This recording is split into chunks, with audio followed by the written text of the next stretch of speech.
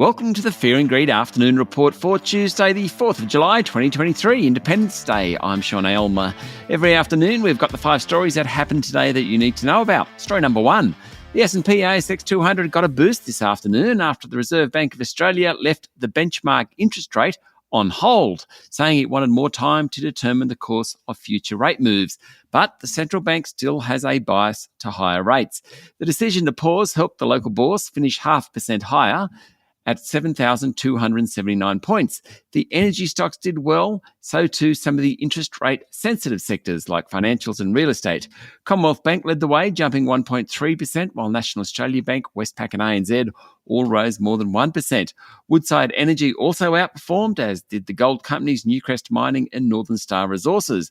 Among the underperformers were Brambles, Fortescue Metals, Rio Tinto, BHP, Wesfarmers and Telstra. The battery metal stocks did well, while the worst on the day was Domain, which fell 3.4%, and the Star Entertainment Group, which dropped more than 2%.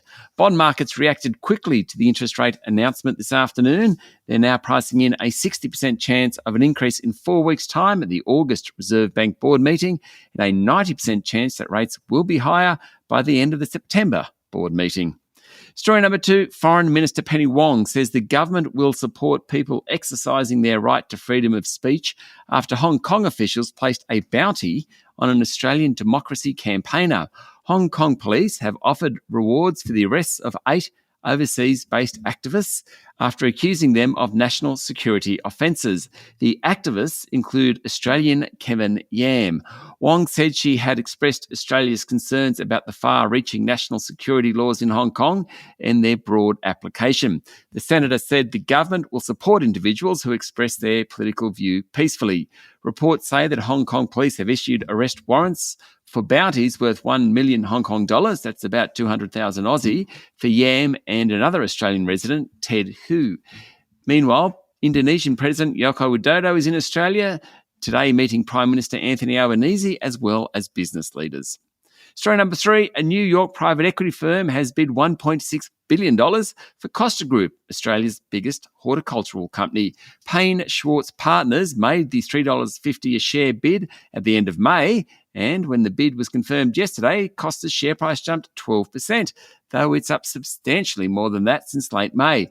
Costa said talks with Payne are expected to continue through most of July. The group also provided a trading update today, saying the return of warmer weather and lower rainfall is a positive for its operations, which of course includes growing citrus, berries, avocados, tomatoes, grapes and mushrooms.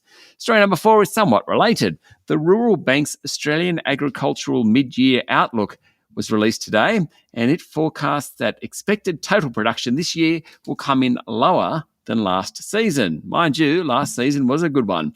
The drier weather, post-La Nina, isn't as good for most rural producers, it seems. In the world of cattle and beef, restocking will ease somewhat over the next half year, while rising supply will put some downward pressure on prices. Good for us consumers. It's a similar story in the sheep sector. Dairy prices remain near record levels due to weak production levels. In terms of crops, most regions across the country have been able to sow seeds the first half of this year, though an expected dry winter and spring will hurt production. And in horticulture, rising supply and strong export demand should drive record production value, even though prices are easing somewhat. And finally, story number 5, China has imposed restrictions on exporting 2 metals that are crucial to parts of the semiconductor, telco and electric vehicle industries, escalating the trade war with the US and Europe. Gallium and germanium, along with their chemical compounds, will be subject to export controls meant to protect Chinese national security starting August 1. Now, China's a dominant global producer of both metals that have applications for electric vehicle makers in particular and the defense industry. China, of course, is battling for technological dominance in everything from quantum computing to artificial intelligence and chip manufacturing.